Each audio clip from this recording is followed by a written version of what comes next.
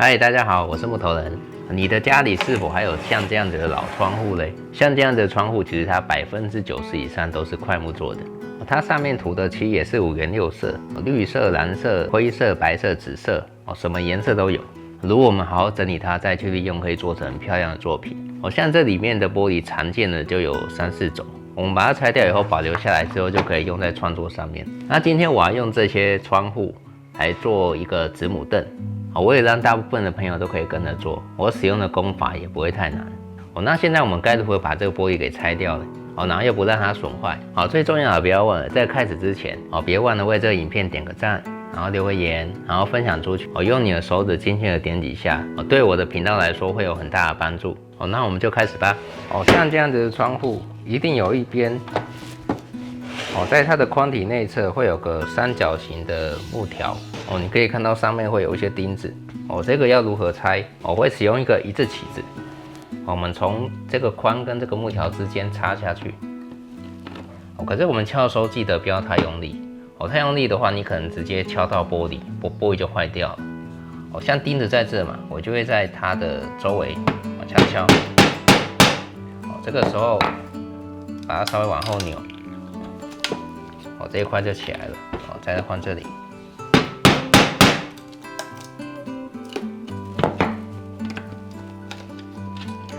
这个钉子没有下来没关系，我们先不理它。我们把这个木条往外撑。然后下一个钉子在这嘛，我们从这里卡进去。这样。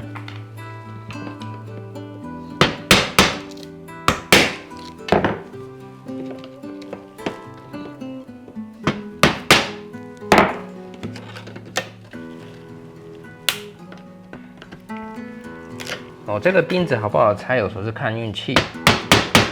它如果钉得比较松，有时候会跟着这个木条一起起来。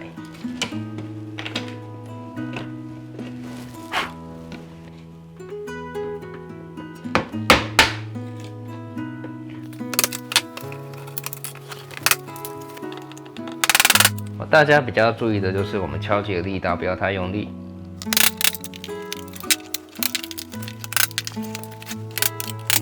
我们的木条都拆掉之后，再来我们会使用斜口钳。像这样子的斜口钳，我不会这样子夹着往这搬。因为我们这里没有个木头可以支撑嘛。所以我们就没办法利用杠杆原理把这木头给拔起来。所以我会稍微侧向，这样子夹着。然后让斜口钳的这个背面去抵住这个木头。这样子钉子就起来了，非常简单。像有一些比较老的窗户，它的钉子会锈掉。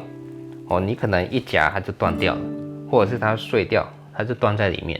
那种情况我们就可能需要破坏到这个框体。另一个方法就是我们会把钉子给敲进去。这样我们在使用我们机械的时候，只要不要切到它就好了。钉子都确定拔出来之后，我们就小心的把玻璃拿出来。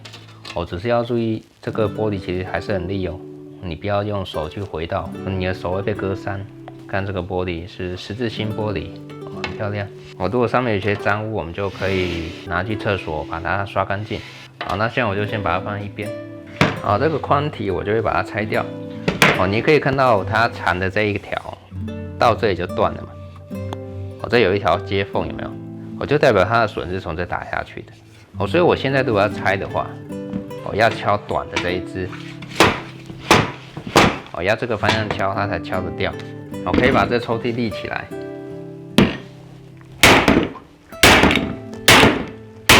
我们敲的时候不是抬着敲，这样很难施力。敲到木头瞬间往上抬。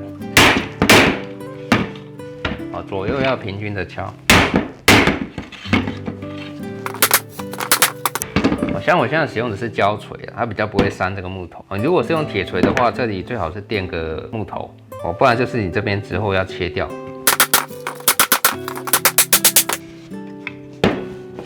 这样就拆掉了一边。有没有看到这一边是榫孔，这一侧是榫头。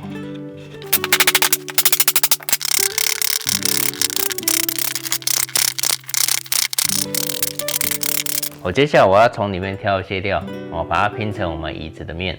所以它木头结合这2个面都必须先把它切掉。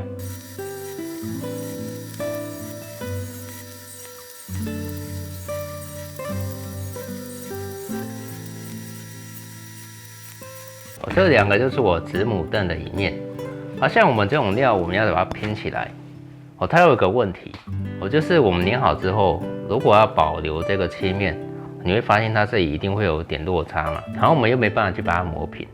今天这种状况要怎么处理？像这种连接的面，我就会给它倒一个小角，像我就会使用刨刀，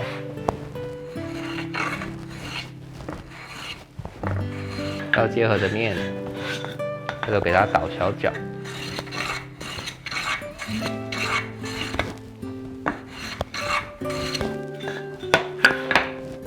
它就会变这样。这样的好处是说，我摸起来我就摸不太出来这里会有没有粘好出现的落差，然后看起来会比较美观一点。你如果不是很会用刨刀的话，那也没关系，我们砂纸包一个木块，这样子打磨也可以。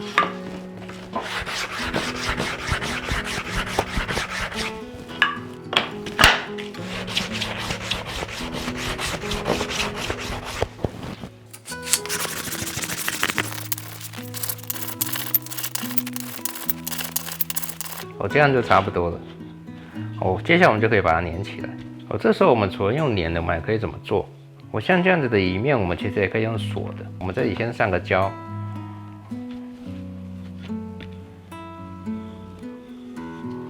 然后这一块放上来，我们可以直接从这里锁螺丝下去。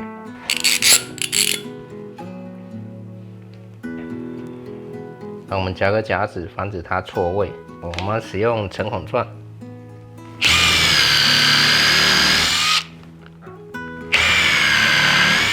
我们在阴孔的地方先做个记号。这时候我们就可以直接把它锁到另一只上面。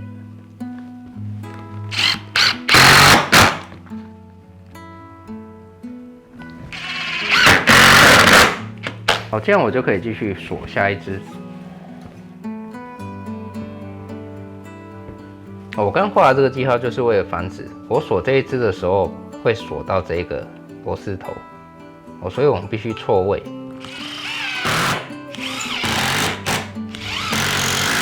现在最外面这一块我就可以洗深一点，到时候我就用木塞把它塞起来就好。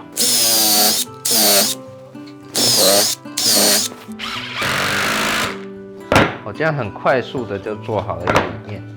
而且它非常的稳固，尤其是它胶干燥之后，强度会非常的好。里面有螺丝，多出来的胶把它擦干净。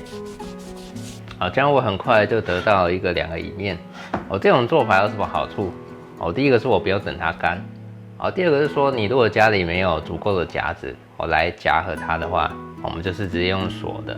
当然你也可以使用钉枪，我们用钉枪来做夹固定。等它胶干掉之后，它真正的强度是靠胶在粘。这样我们就可以非常快速的做出椅面了。那接下来我就来制作脚。我的椅面因为保留这个漆的花纹嘛，所以我不希望我的脚还是保留这个漆痕，我会把漆给去掉，这样它整体看起来不会太花。这是我个人的喜好，大家可以自己去做变化。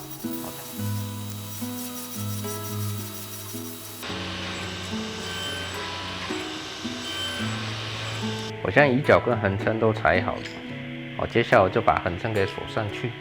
我先使用一个夹子把它固定。这个椅脚是3.2公分见方。这时候锁螺丝我就会锁到2颗。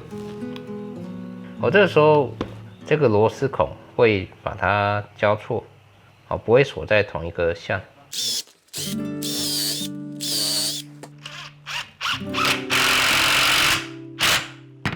再来我就可以把椅脚给装在这个椅面。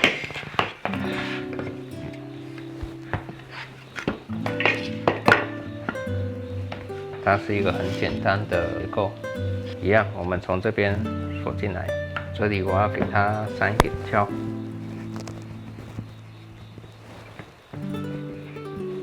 我先把一边给夹住。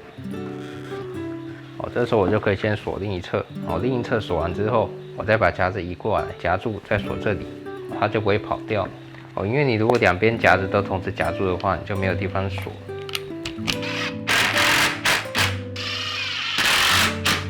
哦，这时候还缺什么？这里有横撑嘛？哦，可是这里也必须要有横撑哦，否则这个椅子这样受力的时候，这个凳子容易坏掉。哦，只是这两个横撑的位置我不会放在这底下。哦，因为我这个作品是子母凳嘛，哦，所以我底下还会放一个小凳子，所以我这个横撑会放在椅面底下。哦，只要补上这一只横撑，这个凳子的结构就会非常的强。我们就从两侧一样锁螺丝进来。我这样这个凳子的主结构就都完成了。我接下来我就会把这个孔全部塞起来，然后把里面这个凳子也做好。我这小凳子也组好了。现在我要利用这个旧窗框的插销来把这个小凳也固定起来。这就是我把它称为子母凳的原因。所以我现在要把它先卡进来。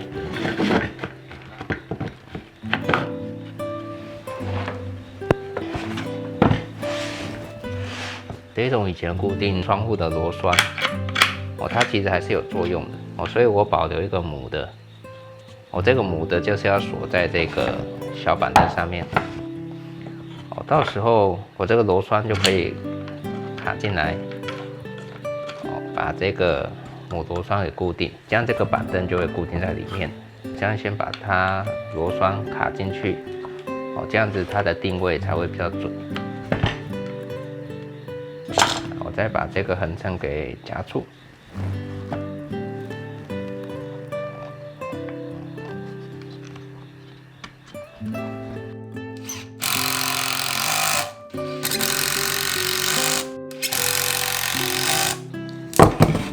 将两个凳子的结构都做好，先把它松开。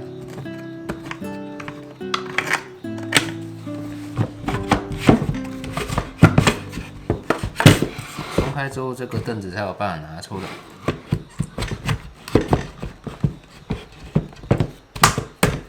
现在紧度还有点紧，我们等一下要再磨一下。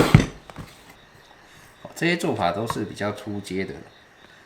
但是我们只要有上胶、上螺丝，基本上这个作品也是可以用个10年，应该没有什么问题。当然，它的精致度跟做榫接的家具还是会有差。这种工法如果能做的跟榫卯家具一样漂亮的话，那我们干嘛那么辛苦去做榫接家具？它当然是有它一定的局限在。但我们可以说它不好吗？也不行嘛。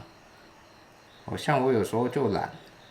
我就是想要螺丝锁一锁就好，没有什么不可以。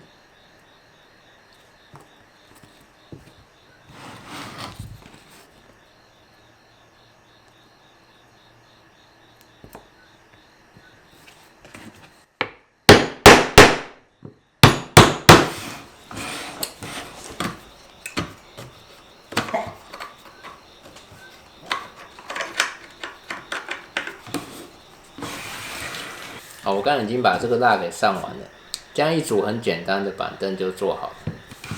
现在我把它组合起来看看。